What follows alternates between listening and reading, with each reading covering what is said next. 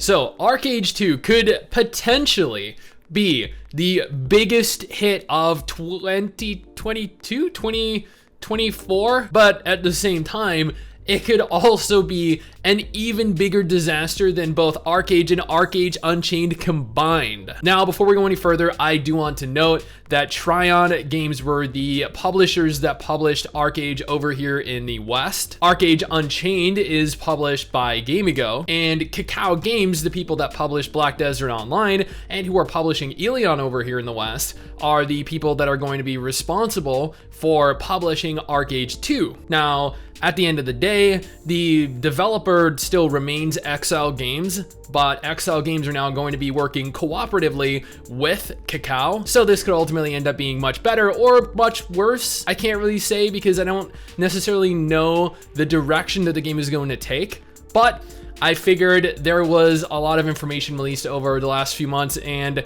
I kind of wanted to go ahead and address this and kind of condense it as much as I possibly could. That way you guys could have an idea roughly of what to expect, roughly of when to expect it, and to kind of get a gauge of whether or not you should get excited, get your hopes up for ArcheAge 2. Now, this information was made readily available online, but I am going to be reading an article from MMO Culture. Now, ArcheAge 2 is being developed by XL Games and published over in North America and Europe by Cacao Games. Jake Song, who worked on the original Lineage team and who was also responsible for both ArcheAge and the upcoming Moonlight Sculptor games, is working under XL Games here to develop ArcheAge 2. ArcheAge 2 in specific is going to be crafted using Unreal Engine 5. Now, according to MMO Culture, while Unreal Engine 5 has been confirmed, it is definitely still in the early development phase for ArcheAge 2. The team at XL Games is in the midst of developing prototypes, discussing key features and testing basic gameplay. So at the time of this interview, it was made apparent that they really didn't have necessarily the skeleton for the game. They didn't have like a definitive direction that they wanted to take the game. There are about 40 to 50 different staff members working on ArcheAge 2 right now, and the aim is to have a shorter development to launch time than the original ArcheAge. The number of staff will gradually increase. So several months ago, they revealed that there were roughly 40 to 50 staff members working on the game. That's surprisingly small. I thought there probably would have been at least 100 or more, considering a lot of much larger, very well-funded games have hundreds of employees working on the games. But they did note that the number of staff members will gradually increase. The key design principle behind ArcheAge was freedom, and it will continue to be an inseparable symbol under the ArcheAge brand. The team will also focus more on elements which gamers want in core content while subsequently refining them, which is good because while a lot of people did enjoy the aspects that were present within ArcheAge, there was always more to be desired, I guess. Jake Song admitted that during the development of ArcheAge, he was greedy and tried to satisfy all types of gamers. As a result, the development time took much longer than expected, which snowballed over to live development as well once the game launched. Hence, many processes and tasks piled up by being too ambitious. And this is an issue with game development in general. You will never make everyone happy. You should have your idea of your game, your vision for your game, and then you should just kind of bring it into fruition. You shouldn't try to cater to every type of gamer because you will never make any of them happy. Just make the game you want to make, and if you are inspired enough, if you show that you genuinely want to make a good game for gamers, there is going to be a niche of gamers that play it. Jake Song also reflected that countless and quantitative features are not what players want, but content with density and completeness. Therefore, the mantra for ArcheAge 2 is to focus on the core content and improve them rather than just keep adding new features. He understands that many features of ArcheAge are what draws some players in as well, hence ArcheAge 2 will still have enough to satisfy them.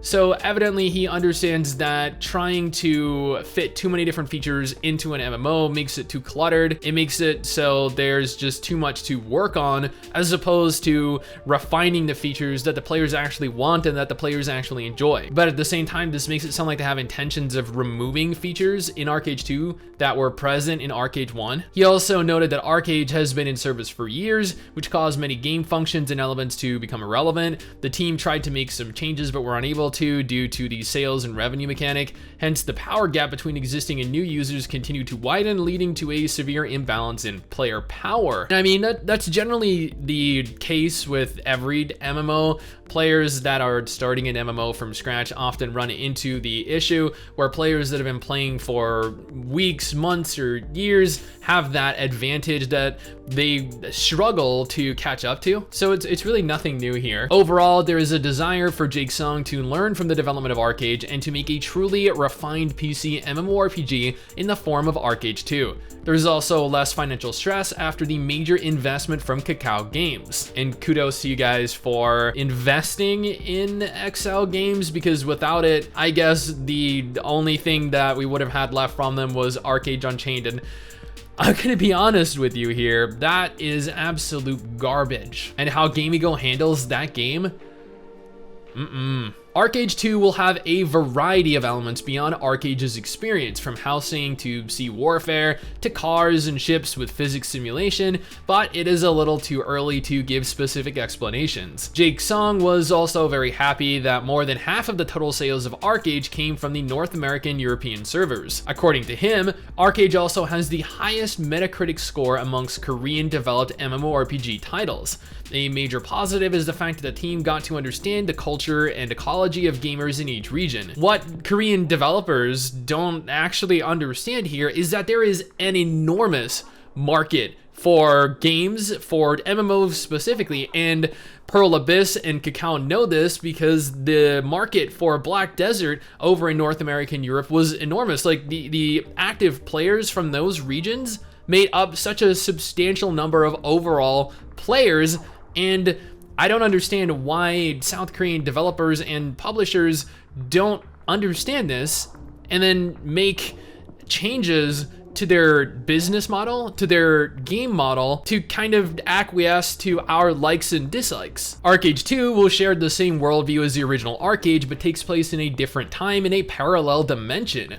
The lore will be written by Jung Min Hee, who also created the story for the original ArcheAge game. More details on ArcheAge 2 will be provided in the first half of 2021. Now, there was a follow-up made to this about a month or two later. This was also posted on MMO Culture. While the story of ArcheAge is about life on Harania, which is the eastern continent, and Nuia, which is the western continent, ArcheAge 2 will be mainly about the founding and settling of Auroria, which is the northern continent, the original homeland of the humans, the elves, and the dwarves. This will take place 2,000 years before the current story, which makes ArcheAge 2 a prequel in terms of lore. While originally they said it was going to be set in a parallel dimension, now it is being said that it is going to be a prequel. I'm not sure which one it's going to ultimately end up being. The theme of ArcheAge 2 will remain the same as ArcheAge, which is exploration. The many features of ArcheAge have weak connections, and the aim is to connect them closer in ArcheAge 2 in different groups. For example, features such as trading and player housing and farming and crafting, etc. will be a group which synergizes with one another. As mentioned earlier, the story will focus on Auroria, the northern continent,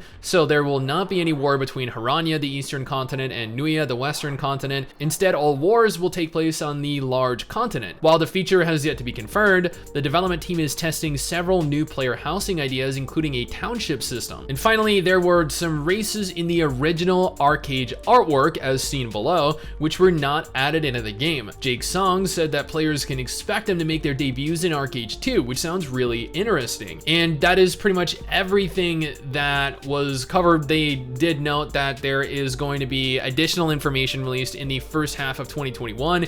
It is currently, as of recording this, April 26th at 6 p.m. That means that we literally have a little over a month left before we hit that halfway mark.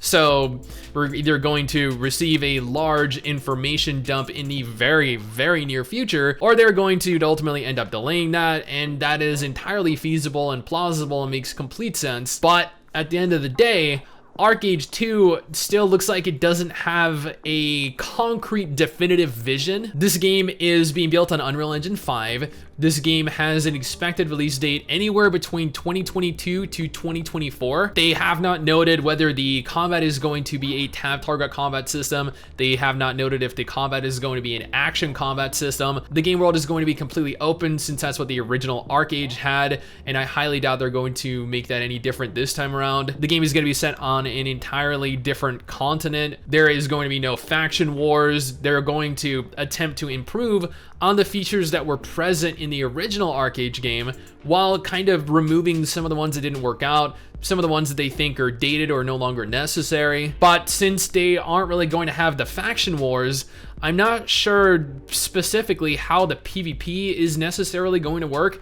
And I know PvP in ArcheAge is very important. It is very prevalent in the game. So ArcheAge 2 looks like it is shaping up to be, I mean, I'd like to say a good game, but at the same time, as I noted, they don't have a clear vision for what the game is going to be. So I think it is shaping up to be a game. I'm hoping when they give us their next information dump, they have in-game footage or at least screenshots in-game so we can kind of get a look at what the game is going to look like on Unreal Engine 5, or at least have a vague idea of what they plan it to look like. I hope they give us information of what type of combat system the game is going to employ. I hope they elaborate more on the PvP system that is going to be in place. I hope they elaborate more on the PvE elements of the game.